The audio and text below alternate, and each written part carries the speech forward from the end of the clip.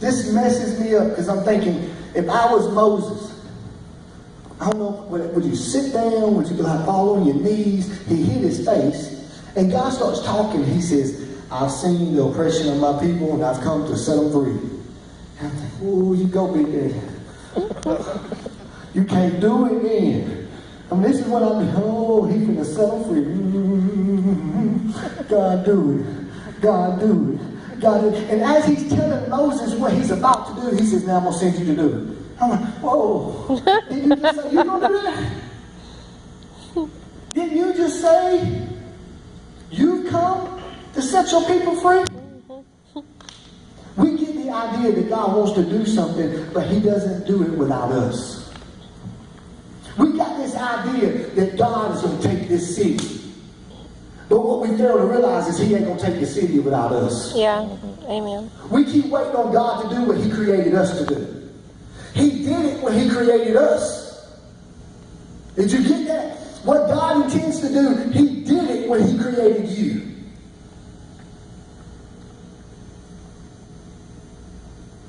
Because the next verse he said, Moses, go do this.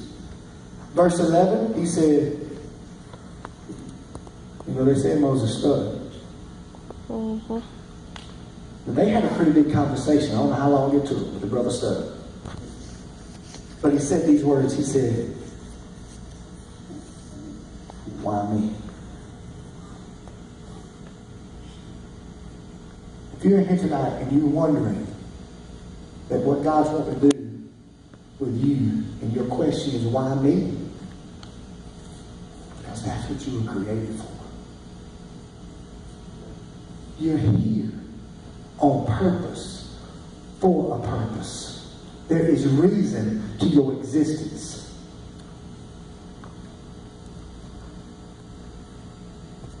What's so awesome is here's that awesome God again. God said, I'll be with you. I'll be with you. Here's the kicker, you can't do it without him anyway. We cannot take this city if God is not with us. And we can't wait on God to do it without us. Let me get you guys to come on up. Philip, you hit those lights for me.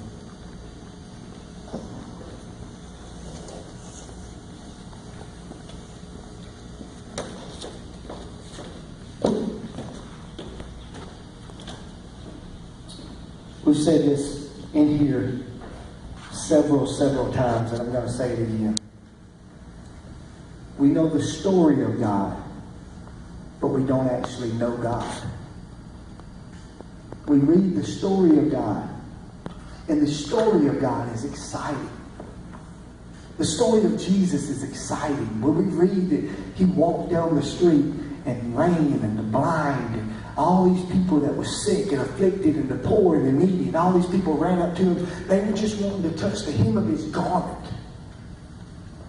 We read these stories, and when I read those stories, I'm like, man, Jesus was bad to the bone. We read these stories about Paul starting all these churches and doing all these things for the kingdom and seeing God. All these things happen. Peter walking by, we talked about the other week, his shadow healing people. When I read that, it excites me, and I start getting close to people trying to put my shadow on them. It excites me so much. Man, that's awesome. The story is enough to excite you, but check this out. The characters that we love to hear about, the characters that we love to hear about are dead. Hear me. The characters that we read about in the Bible are actually dead now, but the story is still being written. And you are the main character. The people that we read about and all the wonderful things that they did, they're dead and gone. If we read about them, they probably did what they were created to do. And if it excites us to read about what they do, it should excite you even more to know that God's story is still being written today, and you are the main character. Who's going to read about you?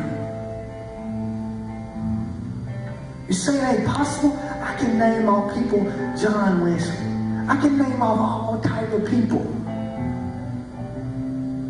All types of people that are not in the Bible that we read stories about who did amazing things for God. Because here's the kicker. God is all about Him and His glory. But when somebody lives to the fullness of their life, that story goes on and on and on forever and ever. And people talk about it as an encouraging and a building up of our faith.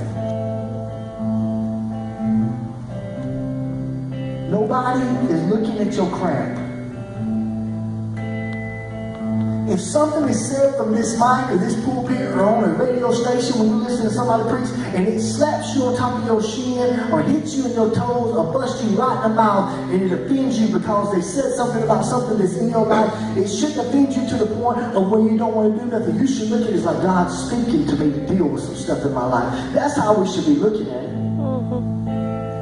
But you can do this, and somebody can be sitting here, and if you say something from the pulpit that steps on their toes, they're not ready yet. You know what? I'm okay with that. I'm looking for people who are ready.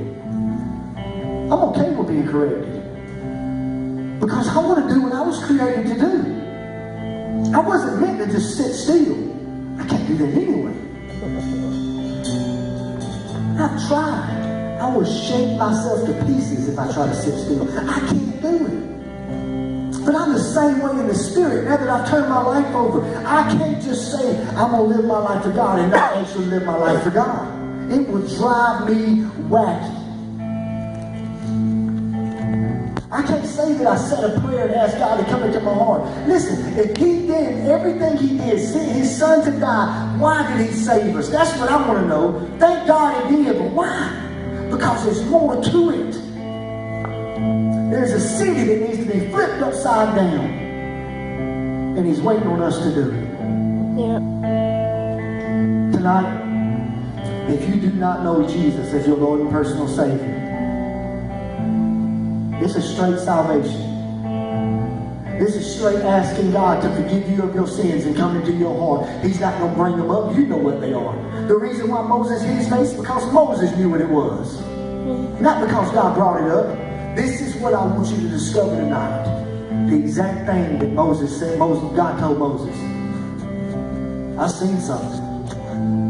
Go do it. I believe there is a call for this church to go do something. And all it requires is people to identify this one thing. I may not be worthy, but I was created for it. I may want to hide my face, but I was created for it. I may say, God, why me? God's got an answer to it all. I'll go with you. Come on, the altars are open. If you are in this place and you want to ask Jesus to be the Savior of your life and come into your heart and help you to rediscover what life is all about, I want you to come forward. If you're in here and you want to rededicate your life, I want you to come forward. Or if you're in here and you just say this, because this is going to get every one of us. God, I know I need to be a little bit closer. Find you a place in the altar tonight. If you need prayer, I want you to stand up front. But if you just want to come up and pray, find your spot. Each and every one of us. We cannot take this city without God. We need a little bit more of it. Come on. Let's play something.